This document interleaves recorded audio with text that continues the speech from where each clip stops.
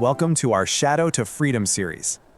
Hello and welcome, everyone. I'm so glad you're here. We are kicking off a brand new series, something we're calling Shadow to Freedom. And in it, we are going to dive into some really powerful ideas about what holds us back and, more importantly, how we can find a new way forward together. Okay, let's just jump right in.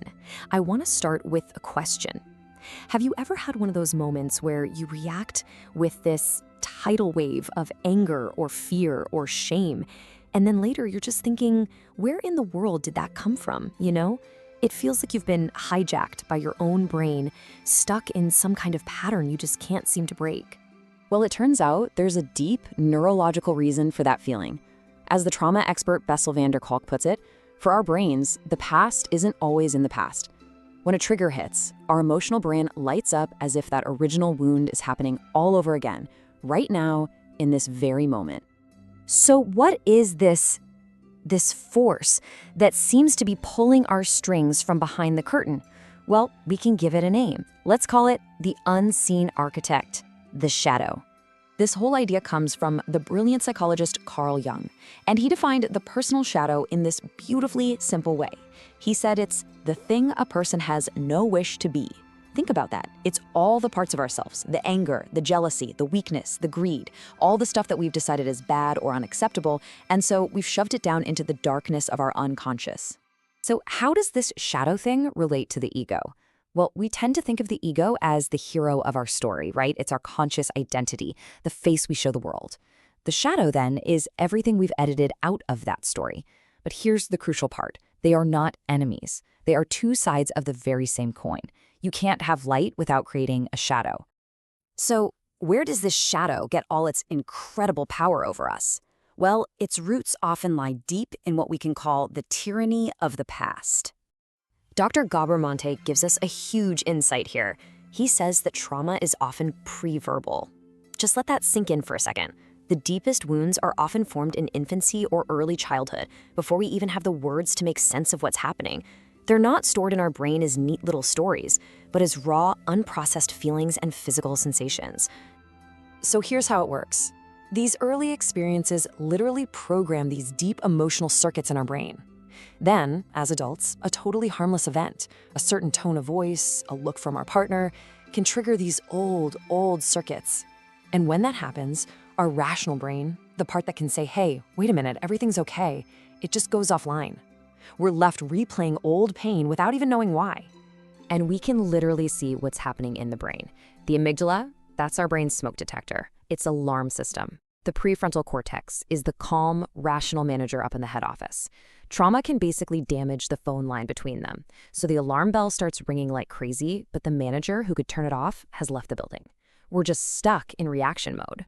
This core of unresolved, pre-verbal pain, this is what many psychologists like the great John Bradshaw refer to as the wounded inner child.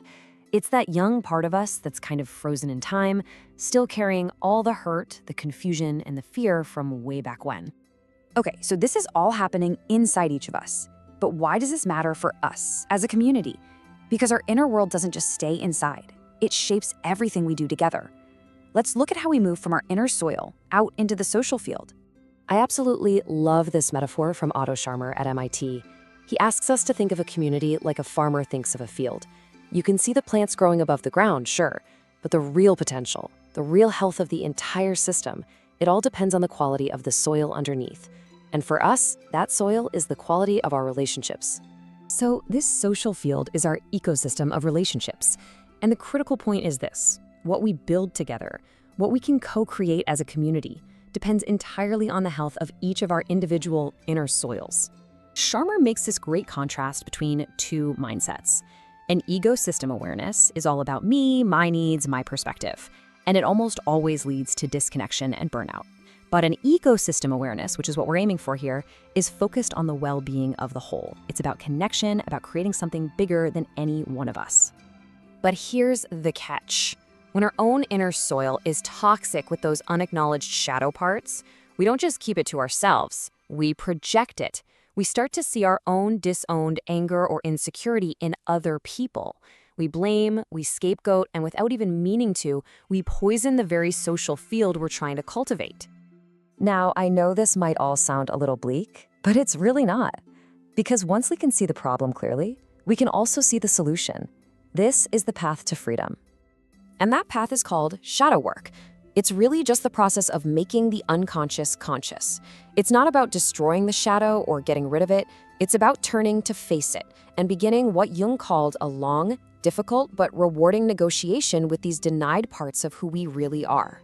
The whole process really breaks down into 3 steps. First, we turn inward and take responsibility. We stop blaming the world for our inner state. Second, we acknowledge what's there. We just look without judgment. And third, we integrate.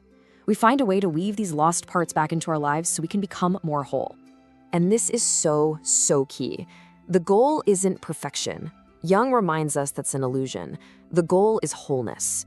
It's about accepting that we are both light and shadow, and that true psychic health comes from embracing that beautiful imperfection. I heard this wonderful real-world example of this. There was a couple, and the night before their wedding, they made what they called shadow vows. The groom admitted his potential to be controlling, the bride admitted her potential to be manipulative. And then they just laughed. I mean, by bringing the shadow into the light from the very beginning, they were already way ahead of the game. So let's bring this all the way back to our social field. Jung's successor, Marie-Louise von Franz, she just captured the collective benefit perfectly. She said that when one of us does this brave inner work, it doesn't just benefit us. That courage and wholeness, it radiates outward, like one candle lighting another. It actually lifts the entire field. So as we begin this Shadow to Freedom series, this is the invitation I really want to leave you with. If each of us commits to tending to our own inner soil, to doing this courageous work, what magnificent, beautiful, and resilient things can we grow together? I can't wait to explore that with all of you. Thanks for joining me.